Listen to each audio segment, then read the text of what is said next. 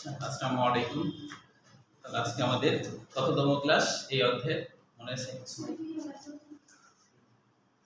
5 অধ্যায়ের সেকেন্ড পার্টের চতুর্থতম ক্লাস। চতুর্থতম ক্লাসে আমরা লাস্ট শেষ করছিলাম হচ্ছে যে রক্তের মাধ্যমে গ্যাস পরিবহন, গ্যাস বলতে অক্সিজেন আর কার্বন ডাই অক্সাইড পরিবহন, এই দুইটা পরিবহন। তো এখানে কি কি ঘটনা ঘটে এই ছবিতে দেখতে না পারলে আমি নিচে বাইরে আবার দেখাচ্ছি। যে মনে করো আমাদের কলা কোষ থেকে মানে দেহ টিস্যু থেকে শ্বসন ক্রিয়া যে কার্বন ডাই অক্সাইড বের হয়, মনে করো এটা হলো আমাদের দেহ টিস্যু থেকে আমাদের কার্বন ডাই অক্সাইড যখন অক্সিজেন পরিমাণ তো কতদিন হয়ে গেছে তাই না? তো কার্বন ডাই অক্সাইড যখন বের হয় তো এই কার্বন ডাই অক্সাইডের সাথে এটা তো প্লাজমা রক্তরস, এইখানে মনে করো লোহিত কণিকা আছে, এটা মনে করো লোহিত কণিকা। তাহলে প্রথমে যে ঘটনা ঘটে সেটা হলো আমাদের কার্বন ডাই অক্সাইডের সাথে পানি বিক্রিয়া করে এবং এই বিক্রিয়াতে কার্বনিক অ্যাসিড তৈরি হয়। কার্বনিক অ্যাসিড অবস্থায় আমাদের এইখানে থাকে হলো অ্যালভিউলাস, এই বরাবর মনে করো অ্যালভিউলাস আছে। তাহলে এই অ্যালভিউলাসে carbon die oxide carbonic acid অবস্থায় চলে যেতে পারে, এটা বলা হচ্ছে। তাহলে এখানে কার্বন ডাই অক্সাইড চলে গেল, যখন চলে যায় তখন এখানে পানি উৎপন্ন হয়, এটা একটা বলা হচ্ছে। এটা একটা কাহিনী। রক্তরসে আরেকটা বিক্রিয়ার কথা বলা হচ্ছে যে কার্বন ডাই অক্সাইড তোমার সরাসরি প্রোটিন যেটা আছে, প্রোটিন মানে তার সাথে অবশ্যই NH2 থাকবে, এর সাথে কার্বন ডাই অক্সাইড বিক্রিয়া করতে পারে, তখন কার্বো প্রোটিন বলা হয়, তখন এটার নাম হয় কার্বো প্রোটিন। অর্থাৎ হলো PR, এটাকে এইভাবে লেখা যেতে পারে, এখানে একটা H আর এখানে কার্বন ডাই অক্সাইড, এই কার্বনিক অ্যাসিড। এই অবস্থায়ও কিন্তু আর দেখা যাচ্ছে কিনা, এই অবস্থায় কার্বন ডাই অক্সাইড চলে যেতে পারে। তো এটা হলো রক্তরসের বিক্রিয়া। রক্তরসের মধ্যে এই ধরনের কার্বন ডাই অক্সাইড বিক্রিয়া এরকম ঘটে। এখন হলো এই কার্বন ডাই অক্সাইড যদি লোহিত কণিকার মধ্যে প্রবেশ করে, তাহলে লোহিত কণিকার মধ্যেও তো কার্বন ডাই অক্সাইড আছে, লোহিত কণিকার মধ্যেও কার্বন ডাই অক্সাইড আছে। তাহলে লোহিত কণিকার কার্বন ডাই অক্সাইডের সাথেও আবার একই রকম ভাবে বিক্রিয়া করবে। তো পানির সাথে বিক্রিয়া করলো, তখন এখানে হয়ে গেল কার্বনিক অ্যাসিড, কার্বনিক অ্যাসিড তৈরি হলো। এই কার্বনিক অ্যাসিড ভেঙে যায় হাইড্রোজেন আয়ন তৈরি করে এবং বাইকার্বনেট আয়ন তৈরি করে। পরে এই হাইড্রোজেন হিমোগ্লোবিনের সাথে বিক্রিয়া করে হিমোগ্লোবিনিক অ্যাসিড তৈরি করে। আর এই বাইকার্বনেট আয়ন আগে থেকে থাকা লোহিত কণিকার মধ্যে আগে থেকে পটাশিয়াম আয়ন ছিল, সেই পটাশিয়াম আয়নের সাথে বিক্রিয়া করে পটাশিয়াম বাইকার্বনেট তৈরি করে, তো এখানে বিক্রিয়া শেষ হয়নি। পটাশিয়াম বাইকার্বনেট তৈরি হওয়ার পরই আবার পটাশিয়াম বাইকার্বনেটও ভেঙে যায়, যে পটাশিয়াম আয়ন হয় আর বাইকার্বনেট আয়ন হয়, আবার ভেঙে গেল। আসলে ভেঙে যায় মূলত যে রক্তরসে সোডিয়াম ক্লোরাইড থাকে রক্তরসে, তো সেই সোডিয়াম ক্লোরাইড আবার ভেঙে যায়, সোডিয়াম আয়ন আর ক্লোরিন আয়ন হয়। এখন হচ্ছে যেটা হয় সেটা হলো যে এই যে ক্লোরিনটা লোহিত কণিকার মধ্যে চলে এসে পটাশিয়ামের সাথে বিক্রিয়া করে পটাশিয়াম ক্লোরাইড তৈরি করে।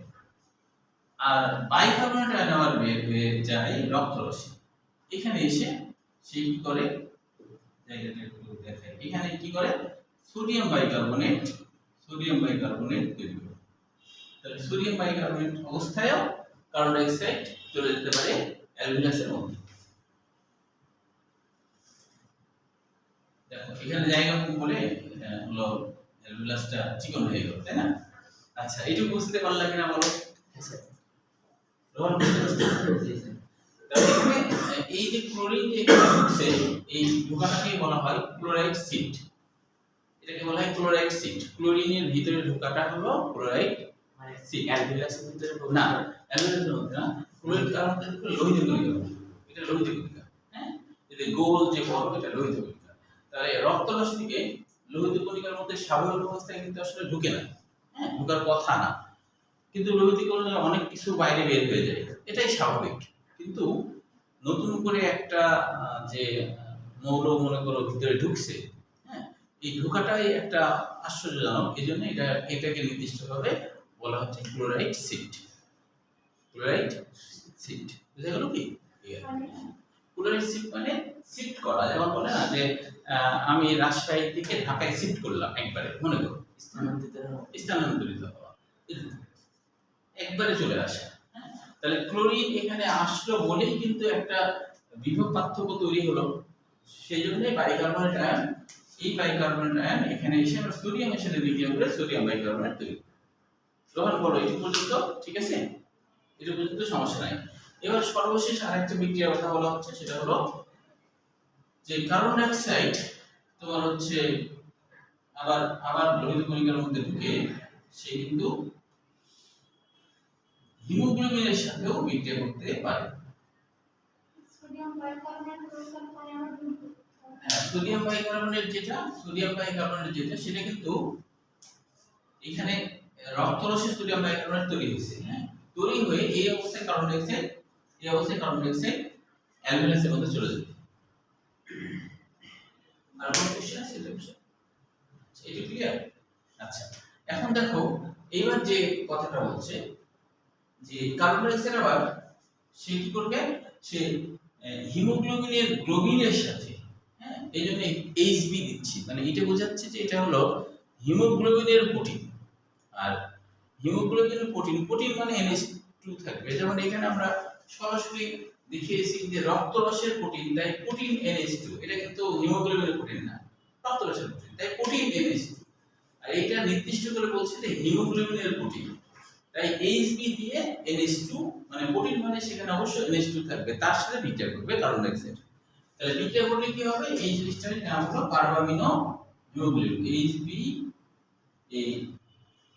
NH দিয়ে এরকম একটা, হ্যাঁ, এই যে এইটা আর কি HB NH C এটা বলো কি? রক্তরসের প্রোটিনের নাম। ও সোডিয়াম, এটার নাম হলো সরাসরি প্রোটিন। রক্তরসের প্রোটিনের নাম সরাসরি প্রোটিন। রক্তরসের প্রোটিন বলা হচ্ছে রক্তরসের প্রোটিনের সাথে কার্বন ডাই অক্সাইড যৌগ গঠন করে, বুঝা গেল কি? কার্বামিনো প্রোটিন, তার নাম হয় তখন কার্বামিনো প্রোটিন। আর এটার নাম কি হলো, একটু ফ্রেশ করে দিই, বিজিবি হয়ে গেল। দেখো এটা কি হবে, এই যে HB দিলাম, HB দিয়ে NH দিলাম, তারপর সরাসরি এরকম। তো এই জিনিসটার নাম হলো কার্বামিনো হিমোগ্লোবিন। কার্বামিনো মানে কি, কার্বন ডাই অক্সাইড যুক্ত হিমোগ্লোবিন, তাই হলো নাম হলো কার্বামিনো হিমোগ্লোবিন। এই কার্বামিনো হিমোগ্লোবিন অবস্থায় কার্বন ডাই অক্সাইড অ্যালুমিনাসের মধ্যে চলে যেতে পারে। ডট বলো এই পর্যন্ত, ঠিক আছে? সমস্যা তো নাই? আচ্ছা আছে দিবে সুজয়, শুরু করছি। আচ্ছা, তাহলে এইখান থেকে আমরা কি দেখেছিলাম, এখানে অক্সিজেন তো অ্যালুমিনাস থেকে কিছু আসে, অক্সিজেন হচ্ছে ভৌত দ্রবণ রূপে আমাদের দেহ শুরুতে অক্সিজেন যায়, কিছু অক্সিজেন আমরা দেখেছিলাম লোহিত কণিকার মধ্যে ঢুকে এই হিমোগ্লোবিনের সাথে সরাসরি বিক্রিয়া করে অক্সিহিমোগ্লোবিন তৈরি করে, আর অক্সিহিমোগ্লোবিন অবস্থায় তোমার হচ্ছে অক্সিজেন পাঠিয়ে দেয়। এই স্যার ভৌত দ্রবণ বলতে গেলে কি রক্তরসের রূপে? হ্যাঁ, ভৌত দ্রবণ রূপে বলতে যে কারোর সাথে বিক্রিয়া অংশগ্রহণ না করে এমনি ভেসে এরকম, মানে কারোর সাথে যৌগ গঠন না করা। হ্যাঁ, যেমন ধরো যে একটা আছে কোলয়েডাল দানা, হ্যাঁ, কোলয়েডাল দানা হচ্ছে যেমন ধরো দুধ আছে না, দুধের মধ্যে লিপিডের যে অণুগুলা, এইগুলো কিন্তু কোলয়েডাল দানা বলা হয়। মানে এরা হচ্ছে না সম্পৃক্ত দ্রবণ তৈরি করে না অসম্পৃক্ত দ্রবণ তৈরি করে। মানে কি, মানে হলো যে লিপিডের অণুগুলা দুধের ভিতরে, লিপিডের অণুগুলা পানির ফাঁকে তোমার হচ্ছে ঢুকতে পারে না। মানে এমন একটা আয়তন, যে আয়তনটা হলো বলা হচ্ছে যে সর্বোচ্চ দুই দিকে 100 ন্যানোমিটার আয়তনের হয়, দুই দিকে 100 ন্যানোমিটার আয়তনের হয়। তো এই আয়তনের অণুগুলাকে বলা হয় কোলয়েডাল, যারা হচ্ছে সম্পৃক্ত দ্রবণ তৈরি করতে পারে না, আবার অসম্পৃক্ত দ্রবণও বলা যায় না। কেন? ধরো পানির মধ্যে লিপিডের অণুগুলা পানির অণুর পাশে কোলয়েডাল মানে আঠার মতো লেগে থাকে, কিন্তু পানির অণুর ফাঁকের মধ্যে ঢুকতে পারে না। যেমন ধরো তুমি গ্লুকোজ দিলা, এটা কিন্তু পানির অণুর ফাঁকে ঢুকে যায়। ধরো এটা যদি পানির অণু হয়, মনে করো এগুলো হলো পানির অণু, এগুলো হলো পানির অণু, হ্যাঁ, পানির অণু পানির অণু। তো পানির অণুর ফাঁকে ফাঁকে ছিদ্র আছে না, এই যে রেগুলার ছিদ্র আছে না, এই ছিদ্রের মধ্যে দ্রবীভূত অণুগুলা ঢুকে যাওয়া, এইটাকে বলা হয় সম্পৃক্ত দ্রবণ। এটাকে বলা হয় সম্পৃক্ত দ্রবণ। কিন্তু এরকম ফাঁকের মধ্যে ঢুকতে না পেরে যদি এর গায়ের সাথে সাথে লেগে থাকে, বাইরের দিকে দিকে গায়ের সাথে সাথে, বাইরের দিকে দিকে গায়ের সাথে সাথে লেগে থাকে, তখন এটাকে বলা হয় কোলেট অবস্থা। এটাকে বলা হয় কোলেট অবস্থা। এটাকে বলা হয় কোলেট অবস্থা। ভিতরে ঢুকতে পারছে না। তাহলে এটা সম্পৃক্ত দ্রবণ বলা যাবে না, অসম্পৃক্ত দ্রবণ বলা যাবে না, দুটোর মাঝামাঝি একটা অবস্থা। তো এখানে যে অক্সিজেন, সে এরকম মনে করো কারোর সাথে বিক্রিয়া করেনি, এমনি কোনো অণুর পাশে পাশে রক্তরসে বিভিন্ন কিছুর গায়ের সাথে লেগে লেগে লেগে লেগে চলে যাচ্ছে, ভাসতে ভাসতে যাওয়ার মতো। মনে করো কেউ মনে করো নৌকা করে চলে গেছে, আর কেউ মনে করো নৌকার মধ্যে উঠতে পারেনি, নৌকার লেজ ধরে সাঁতার কাটতে কাটতে আসছে, এরকম একটা ব্যাপার। বুঝতে পারছো? যে সে ভিতরে তো গেলে ভালো করে আসতো। তাহলে এটাকে বলা হবে ভৌত দ্রবণ, মানে যেটা কারোর সাথে বিক্রিয়া অংশগ্রহণ করেনি, সরাসরি চলে আসছে, এটা হলো ভৌত। বুঝতে পেরেছো কি? তবে মনে রাখতে হবে যে রক্তরসে যত কার্বনিক অ্যাসিড তৈরি হয় সবই হলো কার্বনিক, না, লোহিত কণিকার মধ্যে যত কার্বনিক অ্যাসিড তৈরি হয় লোহিত কণিকার মধ্যে সব বিক্রিয়া ঘটায় carbonic anhydrase enzyme. Carbonic anhydrase enzyme, হ্যাঁ। কিন্তু হচ্ছে সেটা কিন্তু রক্তরসে কার্বনিক অ্যানহাইড্রেস এনজাইম আসলে নাই, হ্যাঁ। এই জন্য এখানে খুব একটা বিক্রিয়া ঘটে না। মাঝে মধ্যে সরাসরি এসে যুক্ত হয়ে গেলে হয়ে যায়, কিন্তু কোনো এনজাইম ওকে বিক্রিয়া করে না। এই জন্য রক্তরসে তোমার খুব একটা কার্বনিক অ্যাসিড দেখতে পাওয়া যায় না। এবার যদি বইয়ের ভাষা পড়ো মনে হয় বুঝতে পারবা। এবার বইয়ের ভাষা একটু পড়ো দেখি। বইয়ের ভাষা পড়ে না বুঝার কি কি পাচ্ছ। আর এটা তো আমার লেখা বই আছে, এটা একটু দেখে নাও। স্যার ভিসেরা কি? ভিসেরার সরল বাংলা অর্থ হলো নরম অঙ্গসমূহ।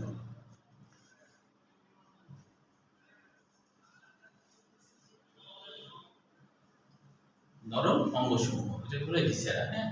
ভিসেরা কোনো অঙ্গের সাথে কোনো পর্দা, তখন ওই পর্দার নাম কিন্তু অনেক সময় ভিসেরা বলা হয়। হ্যাঁ, যেমন পেরিভিসেরাল সাইনাস, হ্যাঁ, মানে ওই অঙ্গের সাথে আছে, তাই হলো ভিসেরাল নাম হয়।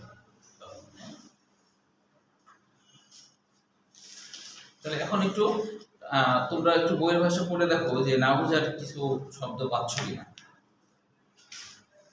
আগামী দিন আমরা তো এই অধ্যায় শেষ করবো, আজকে আমরা আরো কিছু দূর আগাবো, তাহলে আগামী দিন এটা শেষ হয়ে যাবে, 5টা ক্লাসে তোমাদের এই অধ্যায় শেষ হবে।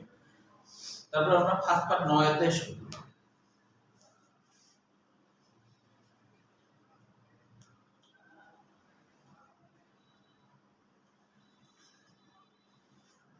পরীক্ষায় যখন লিখতে হবে বিক্রিয়াগুলো কি এইভাবে দিতে হবে না?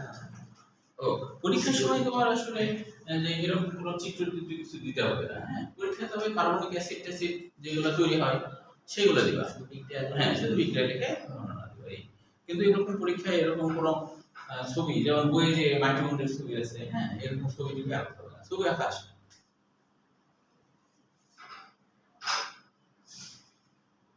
তাহলে তোমাদের 3 মিনিট সময় দিচ্ছি, 3 মিনিটের মধ্যে তোমরা হচ্ছে পড়ে 3 মিনিটের মধ্যে পড়ে না বোঝার শব্দ খুঁজে বের করো, হ্যাঁ। যারা হলো ইউটিউবে পরে ক্লাস দেখবে তারা এই 3 মিনিট অন্য কোনো কাজ করে আসবে, তাই কি না, পানিটা খেয়ে আসবে এভাবে এসে। তাহলে 3 মিনিট সময় দাও।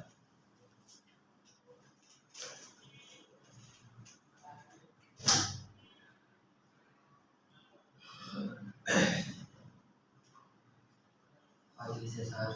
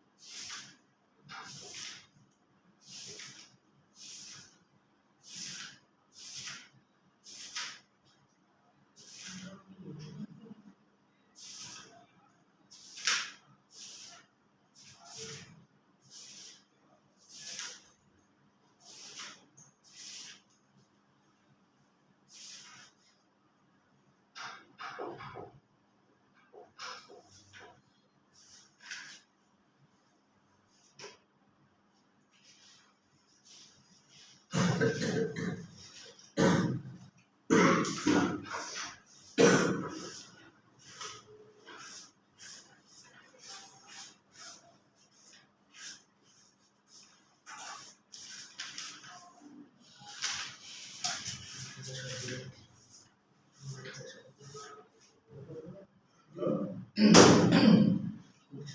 পারবো পোস্ট করে যাবে তার কাছে যদি বেশি ইন্ডিয়া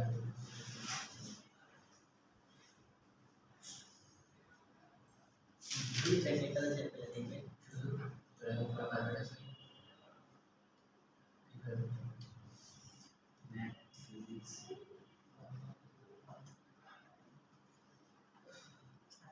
देखें रिश्ते पर भी देखें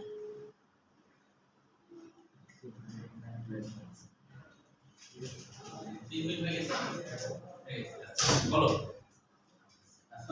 এই রোহান বলতো কোথায় সমস্যা আছে কিনা নাই বিবেক আগাও আচ্ছা সুজয় নাই তো বুঝতে পেরেছো আচ্ছা ঠিক আছে তাহলে এবার আমরা আগাই এবার দেখো বহিঃশোষণ ও অন্তঃশোষণ এটার পার্থক্যটা করে রাখা ভালো ক্ষয়ের জন্য হিসাবে হ্যাঁ তিনটা পড়লেই হবে এটা তো বুঝতেই পারবা এবার দেখো শ্বসনের শ্বাস সংযোগের ভূমিকা এই শ্বাস সংযোগ বলতে আসলে হিমোগ্লোবিনের কথা বলা হচ্ছে হ্যাঁ শ্বসনে শ্বাস সংযোগের ভূমিকা বলতে হিমোগ্লোবিনের কথা বলা হচ্ছে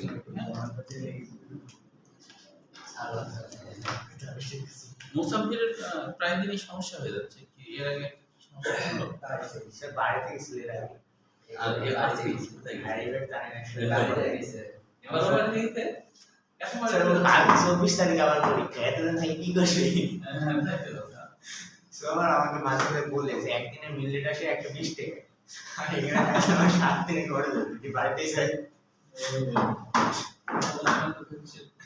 এখন যদিও কিন্তু অনেক সময় অলসতা হয় তো মোবাইলে ক্লাস দেখতে অলসতা কাজ করে তাই না ভালো লাগে ঠিক না মোবাইলে দেখলে ধরো যে অনেক সময় ওটা তো ইয়ের মতো যে নিরুপায় হয়ে সেটা ঠিক আছে কিন্তু তারপর চেষ্টা করতে হবে যে সরাসরি ক্লাস কারণ দেখো সরাসরি ক্লাসের মধ্যে যে ভালো লাগা কাজ করে তাই না একটা জীবন্ত মনে হয় কিন্তু তুমি ওটাতে তো একটা মৃত মৃত ভাব তোমার সাথে কথা বলতে পারতে না ঠিক না লাইভ হলে হয় অবশ্য কিন্তু রেকর্ড যেগুলো সেগুলো তো তাই না আচ্ছা শ্বাস সংযোগের ভূমিকা শ্বসনে শ্বাস সংযোগ বলতে আসলে হিমোগ্লোবিনের কথা বলা হচ্ছে শ্বসনে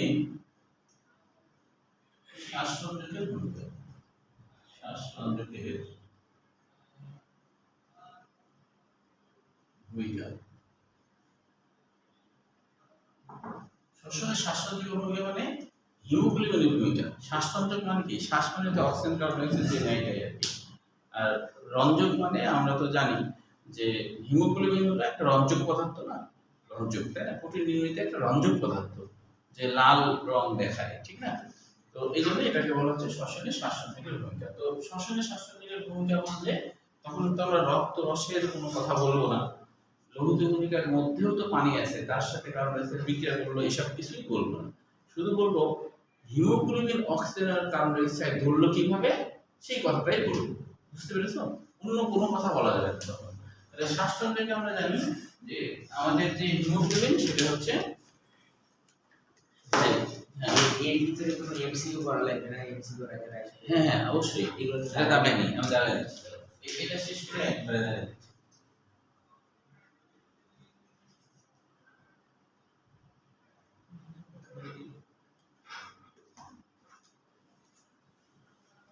মনে করো হিমোগ্লোবিন কিছুটা এরকম ধরনের তো এখানে একটা বিষয় মনে রাখতে হবে আমরা যদি এখানে এই জায়গাগুলোতে এক ধরনের অতিরিক্ত প্রোটিন থাকে হিমোগ্লোবিন ছাড়া ওই প্রোটিনের সাথে কিন্তু আয়রন থাকে হ্যাঁ ওই প্রোটিনের সাথে আয়রন গুলো থাকে মনে করো এখানে সেই আয়রন তাহলে আয়রনটা অন্য আরেকটা প্রোটিনের সাথে যুক্ত হয়ে থাকে অন্য আরেকটা প্রোটিনের সাথে যুক্ত হয়ে থাকে তো এখানে ফেরাস অবস্থা থাকে সবগুলো ফেরাস অবস্থা থাকে এই আয়রনটা ফেরাস অবস্থা থাকে ফেরাস ফেরাস অবস্থা থাকে হ্যাঁ তো এখন হলো অক্সিজেন অক্সিজেন যখন শ্বাস সঞ্চয় করে তখন কি হয়, এখানে যে মাত্র অক্সিজেন এসে যুক্ত হয় তখন এর চেহারা ফেরিক হয়ে যায়, মানে এখানে একটা ইলেকট্রনও যুক্ত হয়, তখন এখানে কি হয়, ফেরিক হয়ে যায়, তখন এটা হয়ে যায় ফেরিক। হ্যাঁ হ্যাঁ 3+ হয়ে যায়। তো এখানে তার মানে হিমোগ্লোবিন কি করলো, যে অক্সিজেন ধরলো, যেই মাত্র অক্সিজেন ধরলো তখন ওকে আমরা বলবো HbO2। তবে মনে রাখতে হবে মাঝে তবে এইভাবে আছে HbO4, HbO6, HbO8। কেন? কারণ 4 জায়গায় ধরলে তো তাই হবে, বুঝলি? 4 জায়গায় যদি ধরে, এক জায়গায় ধরলে এটা, 4 জায়গায় 2 জায়গায় ধরলে এটা, 3 জায়গায় 4 জায়গায়, বুঝতে পারছো? 4 জায়গায় যদি ধরে তাহলে চেহারা এরকম হতে পারে, এতগুলো হতে পারে। হ্যাঁ, এটা বলা হচ্ছে। তো একটা কথা মনে রাখতে হবে, হিমোগ্লোবিন যে অক্সিজেন ধরলো, হিমোগ্লোবিন কি নিজে কোনো কোষের মধ্যে অক্সিজেন পাঠিয়ে দিতে পারে? উত্তর হলো না। হিমোগ্লোবিন কখনোই সরাসরি কোনো কোষের মধ্যে অক্সিজেন পাঠাতে পারে না। তাহলে ও কি করে? হিমোগ্লোবিনের দায়িত্ব শুধু রক্তরসের দেখভাল করা, রক্তরসের অক্সিজেনের পরিমাণ যেন প্রতি 100 মিলিলিটারে 0.2 থেকে 0.3 এর থেকে যেন কম বেশি না হয়। যদি রক্তরসের কোনো অক্সিজেন কোনো দেহ টিস্যুর মধ্যে ঢুকে গেলেই হিমোগ্লোবিন একটা করে অক্সিজেন রক্তরসের মধ্যে বাড়ে। বুঝতে পেরেছো? আচ্ছা, মানে হিমোগ্লোবিনের কাজ হচ্ছে সবসময় রক্তরসের অক্সিজেনের মাত্রা ঠিক রাখা, রক্তরসের অক্সিজেনের মাত্রা ঠিক রাখা। রক্তরসে যে ভৌত অবস্থায় যে অক্সিজেনগুলো আছে না, তো এই অক্সিজেন তো যখনই কোনো কোষের পাশ দিয়ে যায় তখন ব্যাপন প্রক্রিয়ার মাধ্যমে অক্সিজেন ওই কোষের মধ্যে চলে যায়, ঠিক আছে? যেই মাত্র চলে গেল, ধরো রক্তরসে অক্সিজেনের মাত্রা কমে গেল, তখন এই ফট করে হিমোগ্লোবিন থেকে একটা অক্সিজেন লাফ দিয়ে রক্তরসে বা পানিতে ঝাঁপ দেয়, ব্যাপারটি বুঝতে পারছো? তার মানে ওই পানিতে ঝাঁপ দেওয়াটাই রক্তরসে ঘুরে বেড়াচ্ছে। আবার ধরো কোনো কোষের কাছে গেল, কোষে তখন অক্সিজেনের দরকার, আগে থেকে কোনো অক্সিজেন নাই, তাহলে ব্যাপন প্রক্রিয়ার মাধ্যমে অক্সিজেন কোষের মধ্যে ঢুকে গেল, যেই ঢুকে গেল আবার ধরো কি হয়েছে, আবার ঘাটতি হয়ে গেছে, তখনই হিমোগ্লোবিন থেকে অক্সিজেন আবার লাফ দেয়, পানিতে চলে যায়। তাহলে হিমোগ্লোবিনের কিন্তু আসল কাজ হলো যে শ্বাসসঞ্চয়ের ভূমিকা যেহেতু বলছে, সেহেতু এই কথাটাও লিখতে হবে, হিমোগ্লোবিনের মেন কাজ কি। এটা কিন্তু গাজী আজমল বই শেষের দিকে কথাটা লেখা আছে, একটু পরে আমি পড়তে দেবো। তো অক্সিজেন হিমোগ্লোবিন কি করে, ও খালি তার অক্সিজেনটা রক্তরসেই কিন্তু পাঠায়, হিমোগ্লোবিন নিজে কিন্তু কোনো কোষের মধ্যে অক্সিজেন পাঠায় না। বুঝতে পারছো? যে লোহিত কণিকা পুরোটা যাচ্ছে এবং কোনো কোষের পাশ দিয়ে গেল, সরাসরি লোহিত কণিকার হিমোগ্লোবিন অক্সিজেন সরাসরি কোষে পাঠাবে না, তা কখনোই পাঠাতে পারে না, সেই ক্ষমতাটাও নাই। ওর দায়িত্ব খালি রক্তরস দেখা। ওই যে 2% ভৌত দ্রবণ রূপে যায় বলছে না, 2% ভৌত দ্রবণ রূপে, এখন 2% কম যদি হয়ে যায়, হিমোগ্লোবিন বারবার ফটফট করে ছেড়ে দিয়ে যখন ও ফাঁকা হয়ে যাবে, আবার অ্যালভিউলাসের কাছে দৌড় মারবে, অ্যালভিউলাস তখন আবার ওকে দিয়ে দেবে, বুঝলি? তো এটা তো একটা প্রক্রিয়াধীন। এখন ধরো আমরা অক্সিজেন নেওয়া বন্ধ করলাম, তখনই ঘাটতে হবে। অক্সিজেন নেওয়া যদি বন্ধ করে দিই তাহলে কি ঘাটতে হবে না? তখন ঘাটতে হবে, তখন কিন্তু এই ইমব্যালেন্স হয়ে যাবে, অর্থাৎ হিমোগ্লোবিন আর রক্তরসে দিতে পারবে না, কারণ হিমোগ্লোবিন নিজেই পাচ্ছে না, তাই কি না? তখন মানুষ কি হবে, মারা যাবে। এই অক্সিজেন যে কোষের ভিতরে প্রবেশ করার প্রক্রিয়া, এই যে অভিসরণ প্রক্রিয়ার আকারে হবে না, ব্যাপন প্রক্রিয়ার মাধ্যমে। কারণ কোষের তো একটা পর্দা ভেদ করে যাচ্ছে, ও পর্দা ভেদ করলেও যতই পর্দা ভেদ করলো, অভিসরণের নিয়মটা কি? কম ঘনত্ব থেকে বেশি ঘনত্বের দিকে যাওয়া। অভিসরণের নিয়ম হলো কম ঘনত্ব থেকে বেশি ঘনত্বে যাওয়া, মাঝে একটা পর্দা থাকে, তাই তো? কিন্তু এখানে অক্সিজেন তো আমাদের যখন একটা কোষে অক্সিজেন ধরো নাই, হ্যাঁ, রক্তরসে অক্সিজেন বেশি আছে, তাহলে ব্যাপন প্রক্রিয়া তো বেশির দিকে কমে হয়, তাহলে বেশি রক্তরসে বেশি অক্সিজেন আছে, কোষে নাই, তাই ব্যাপন ঘটবে, ব্যাপন হয়ে চলে যাবে। এর অর্থে না যে পর্দা থাকলে হবে না। আতর ধরো, যদি এখানে আমি আতর খুলি, ওটা তো ব্যাপন। এখন মনে করো ও মাস্ক পরে আছে, ওই পর্দা ভেদ করে ওর কাছে চলে যেতে পারবে না, যাবে। এই কারণে পর্দা থাক আর না থাক, ব্যাপনের কথা হলো পর্দাটা কোনো গুরুত্বপূর্ণ, পর্দাটা কোনো ফ্যাক্টর না, পর্দা থাক না থাক, বেশির দিকে কমে যাবে, হ্যাঁ, তাহলে ব্যাপন। আর অভিসরণ হলো, অভিসরণে বলেই দিচ্ছে অ মানে কি অল্প, অল্প থেকে বেশি। ব্যাপনে ব বলছে, ব মানে কি বেশি দিকে কম, তাই না? সব পথে তো আর বিয়াদব হয় না, তাই? আচ্ছা, বুঝলে কি? তাহলে এইটা হলো অক্সিজেন পরিমাণের ব্যাপার, আর কার্বন ডাই অক্সাইড হলো এই জায়গাটা কার্বন ডাই অক্সাইড পরিমাণের ব্যাপার, তাই না? এই জায়গাটা কার্বন ডাই অক্সাইড পরিমাণের ব্যাপার। তাহলে যখন হচ্ছে কার্বন ডাই অক্সাইড হিমোগ্লোবিনের সাথে বিক্রিয়া করছে, আগের মতোই আমরা লিখব হিমোগ্লোবিনের সাথে বিক্রিয়া যদি করে তাহলে তো ওই যে যা লিখছিলাম সেটাই লিখব, যে তখন এটাকে আমরা বলবো HbNH ডবল করে কার্বামিনো, তাহলে কার্বামিনো হিমোগ্লোবিন হয়ে চলে যায়। বুঝতে পেরেছো? তাহলে এখানে তোমার হচ্ছে যে তবে কার্বন ডাই অক্সাইড পরিমাপের ক্ষেত্রে এরকম কোনো নিয়ম নাই যে তোমার রক্তরসের গোলায় শুধু হচ্ছে রক্তরসের গোলাই শুধু যাবে তা না, কার্বন ডাই অক্সাইড যে কোনো অবস্থায় যেতে পারে। কিন্তু অক্সিজেনের ক্ষেত্রে শর্ত হলো রক্তরস দিয়ে যাইতে হবে, সে হলো অন্য জায়গা থেকে যেতে পারবে না, ওকে রক্তরস দিয়ে যাইতে হবে। বুঝতে পারছো? এটাই হলো ব্যাপার। হ্যাঁ, ঠান্ডা লাগছে? আচ্ছা, বাড়াই দিতে হবে। তাহলে আবারও তোমাদেরকে আমি 2 মিনিট সময় দিচ্ছি, এটা একটু করে ফেলো, আমি এরপরে এমসিকিউ দেখা দিচ্ছি।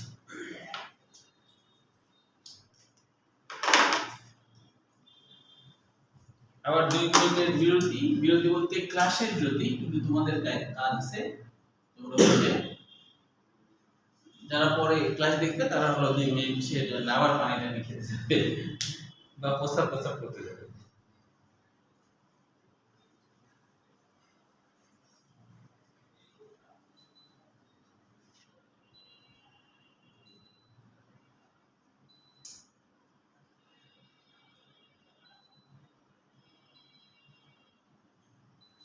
আমি বলে দিচ্ছি 18 থেকে 24 করে।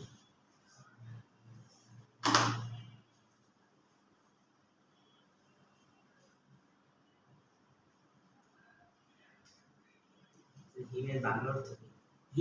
হিমের বাংলা অর্থ আয়রন হচ্ছে, হিমের বাংলা অর্থ আয়রন।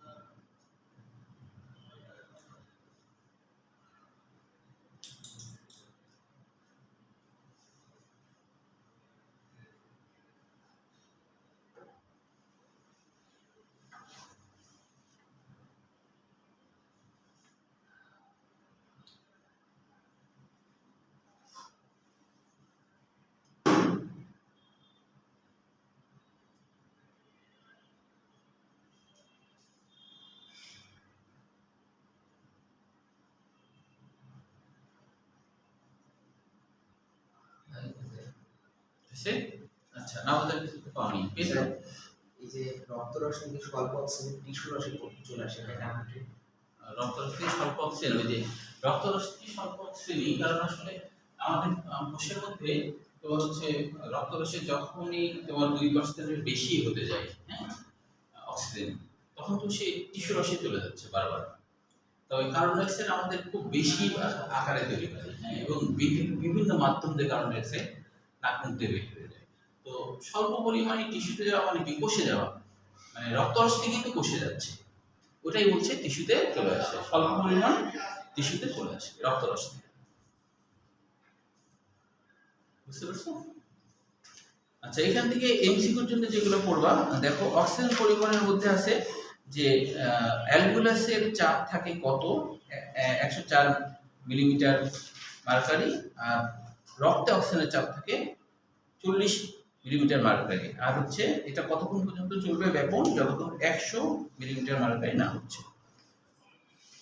তারপর ভৌত দ্রবণ রূপে দুটাই মনে রাখতে হবে, যে অন্য বই আছে 2% রক্তরসে থাকে, সেটা মনে রাখতে হবে, আর এখানে আছে প্রতি 100 মিলিলিটার রক্তে 0.2 থেকে 3 মিলিলিটার। আর দ্রবীভূত এটুকু পর্যন্ত। তারপরে দেখো, তারপরে হলো সরাসরি আমরা চলে আসবো ভৌত দ্রবণরূপে কিছু পরিমাণ মানে 5% রক্তরসের পানির সাথে বিক্রিয়া করে কার্বনিক অ্যাসিড গঠন করে। আর এখানে কার্বনিক হিমোগ্লোবিন রূপে এটা এখানে নাই যদিও, কিন্তু আব্দুল আলিমের বই আছে 10%। হ্যাঁ, আব্দুল আলিমের বই আছে 10। হ্যাঁ, কার্বনিক যৌগ রূপে কতটুকু যায় এটা আব্দুল আলিমের বই আছে যে 10%। আব্দুল আলিমের বই আছে 10%। হ্যাঁ, 10% হলো কার্বনিক যৌগ রূপে যায়। আর এখানে দেখো এরপরে আরেকটা আছে, মোট কার্বন ডাই অক্সাইডের শতকরা 27% কার্বনিক যৌগ রূপে পরিবাহিত হয়। তাহলে এখানে কিন্তু বইভেদে ভিন্নতা আছে। হ্যাঁ, তো এটা মনে রাখার জন্য। আর প্রতি 100 মিলিমিটার অর্থাৎ 3 মিলিমিটার, যার 2 মিলিমিটার কার্বনিক যৌগ রূপে 1 মিলিমিটার কার্বনিক প্রোটিন রূপে, এটাও ইনসুলিনের মনে রাখতে হবে। বাইকার্বনেট রূপে এটার ক্ষেত্রেও ভিন্নতা আছে। যেমন এই বই আছে 65%, আলিমের বই আছে 85%। লাস্টে হচ্ছে একজন বৈজ্ঞানিকের নাম, মানে জার্মান শারীরতত্ত্ববিদ ডাক্তার আসলে উনি একজন জেকব হ্যামবার্গার এর নাম অনুসারে ক্লোয়েড শিফটের অপর নাম হ্যামবার্গার শিফটও বলা হয়, ক্লোয়েড শিফটের অপর নাম। এবার শ্বসনের শ্বাসসংযোগের ভূমিকাতে আমাদের শেষ 3 লাইন, রক্তে হিমোগ্লোবিনের অনুপাত 1:25, 2:5।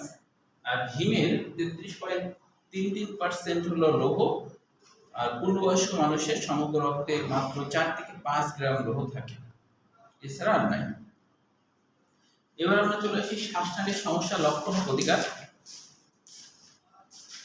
মনে রাখতে হবে যে আমাদের ঊর্ধ্ব শ্বাসনালীর সংক্রমণ হয়, নিম্ন শ্বাসনালীরও সংক্রমণ হয়। তো এখানে যদিও লেখা নেই, কিন্তু তোমরা একটু লেখা নাও আমাদের ঊর্ধ্ব শ্বাসনালী কত দূর পর্যন্ত আমাদের ঊর্ধ্ব শ্বাসনালী হয়।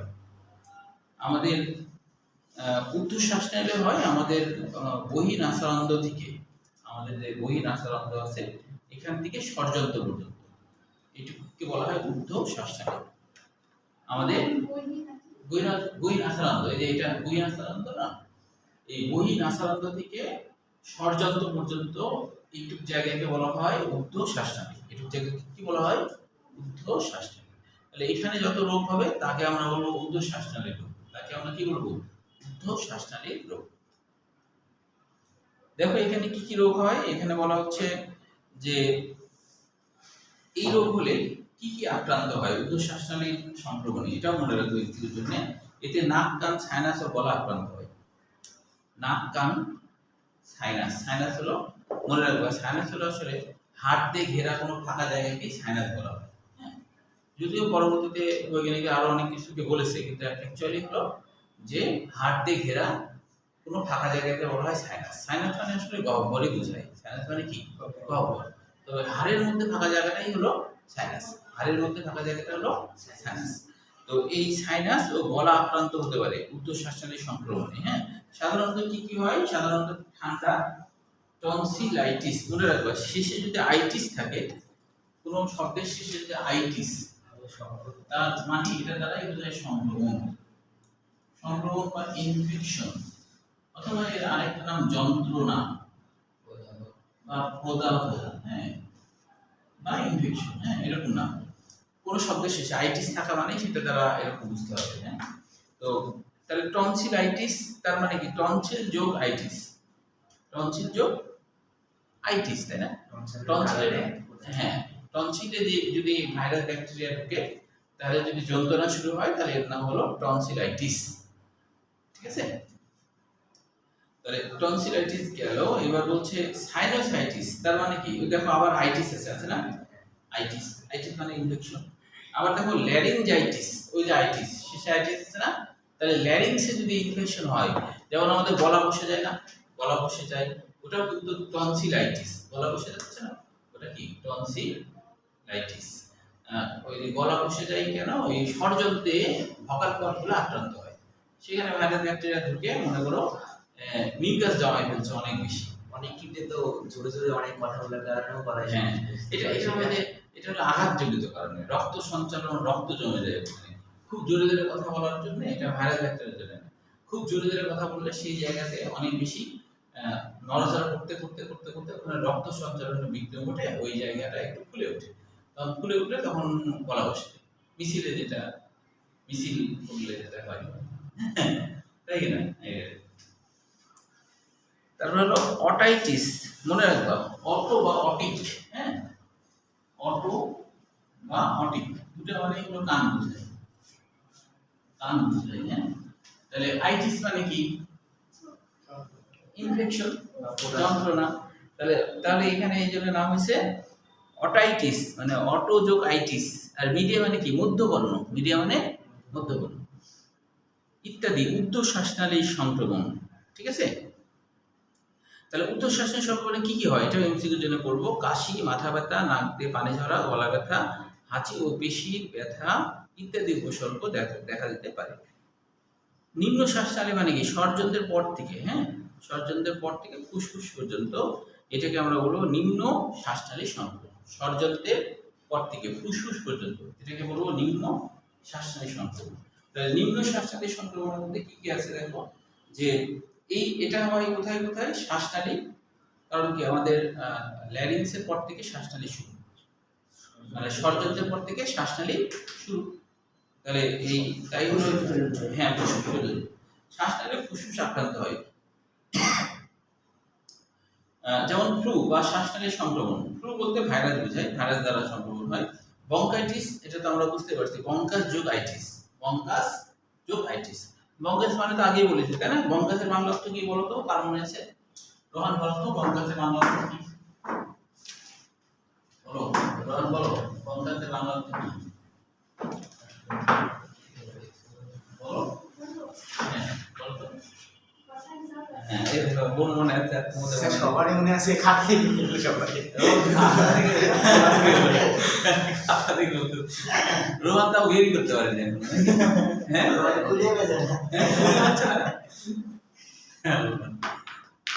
এত তাড়াতাড়ি ভুলে গেলে কেমন করে হবে? হ্যাঁ হ্যাঁ, পাইছো? আমরা এখন হ্যাঁ, ওরা হচ্ছে মঙ্গল গ্রহে চলে গেছে, তুমি চাঁদে যেতে পারো না। হ্যাঁ হ্যাঁ, আচ্ছা, তাহলে হচ্ছে বঙ্কাসে হলে, তাই না? নিউমোনিয়া, নিউমো মানে আসলে বাতাস, হ্যাঁ, বাতাস জনিত অঙ্গ, এটাই হলো নিউমোনিয়া, যেখানে বাতাস ধারণ করে। বাতাস, নিউমোনিয়া হলেও তো ঠান্ডা জ্বর ইত্যাদি। হ্যাঁ হ্যাঁ, নিউমোনিয়া হলে সবচেয়ে বড় বিষয় যে ভয়ঙ্কর কাশি, জ্বর কাশি থাকবেই নিউমোনিয়া হলে। বাতাসে হ্যাঁ, তাহলে নিউমোনিয়া হলো ফুসফুস সংক্রমণ। যক্ষা বা টিউবারকুলোসিস, তাহলে হচ্ছে যে টিউবারকুলোসিস, যে টিউবার মাইক্রোব্যাকটেরিয়াম টিউবারকুলোসিস আছে না, যক্ষা, এটা হলো যক্ষা রোগ হয় যার আক্রমণে, যে ব্যাকটেরিয়ার আক্রমণে, তার নাম টিউবারকুলোসিস। তো টিউবারকুলোসিস মানে যক্ষার আবার আরেকটা বাংলা আছে, বলেছিলাম কি? যক্ষার আরেকটা বাংলা কি বলো তো? যক্ষার আরেকটা বাংলা কি? হ্যাঁ, যক্ষার আরেকটা বাংলা কি? হ্যাঁ, রোমান এবার বলো, যক্ষার আরেকটা বাংলা কি? রাসক্ষয়, মানে যখন মানুষ খুব শুকিয়ে চিকন হয়ে যায়, তাই এরকম নাম হয়েছে রাসক্ষয়। হ্যাঁ, তাহলে যক্ষা, হ্যাঁ, নিম্ন শ্বাসনালী সংক্রমণ। আচ্ছা, এবারে আমরা চলে আসি সরাসরি সাইনোসাইটিস। সাইনোসাইটিসের এখানে সাইনোসাইটিস, তাহলে আগেই তো আমরা জেনেছি সাইনাস মানে হলো হাড় দিয়ে ঘেরা কোনো ফাঁকা জায়গা, হাড় দিয়ে ঘেরা কোনো ফাঁকা জায়গা। আইটিস মানে তো আগে জেনেছি যে আইটিস মানে হলো ইনফেকশন বা সংক্রমণ। বুকের এই জায়গায় যে মাঝে মাঝে যে হাড়ের নিচে ফাঁকা ফাঁকা, এগুলো কি সাইনাসের অন্তর্গত? হ্যাঁ, মুখের কোথায়? বুকের হাড়ের ফাঁকাগুলা না, এই ফাঁকাগুলো হবে না, মানে হাড়ের ভিতরে ফাঁকা জায়গা। ও আচ্ছা, মানে হাড়ের ভিতরে ফাঁকা জায়গা, কোনো হাড়, মানে যেমন একটা আমাদের, হাড়ের ভিতরে। হ্যাঁ, আমাদের এখানে হাড়টা আছে, তো হাড়গুলোর ভিতরে আবার ফাঁকা জায়গা আছে, যেটার সাথে আবার কানেকশন আছে, হ্যাঁ, নাক দিয়ে গেলে। এখানে এটার কাজ কি জানো? এই সাইনাসগুলোর কাজ হলো, আমরা যখন বাতাস নাক মুখ দিয়ে নিই না, তখন হচ্ছে এই বাতাসটা তো প্রচন্ড ঠান্ডা হতে পারে, প্রচন্ড গরম হতে পারে। তো ফুসফুসে যাওয়ার আগে এই সমস্ত সাইনাসের মধ্যে একটু ঘুরপাক খায়, ঘুরপাক খেয়ে সহনশীল হয়, তারপর ফুসফুসে যায়। এটা হলো বৈজ্ঞানিকরা বলছে, হ্যাঁ। তো এই জন্য এই সাইনাসের দরকার আছে, তাই এই হাড়ের মধ্যে ফাঁকা জায়গা রাখছে, অক্সিজেন নিব, ঘুরপাক খাবে, একটু সহনশীল হবে, তারপর ফুসফুসে যাবে। ওই ঘুরপাক খাইতে যায় অনেক সময় ওই বাতাসের সাথে ভাইরাল ব্যাকটেরিয়া সফটওয়্যার থাকলে আমাদের ইনফেকশন শুরু হয়ে যায় এই সমস্ত জায়গাগুলো। ঠিক আছে, তাহলে 4টা বেজে গেছে, এই আগামী দিন এটা শেষ করে দেবো বাকি রোগ শোকগুলো। হ্যাঁ, আজকে হলো কথা, আগামী দিন লাস্ট ক্লাস হলো শেষ।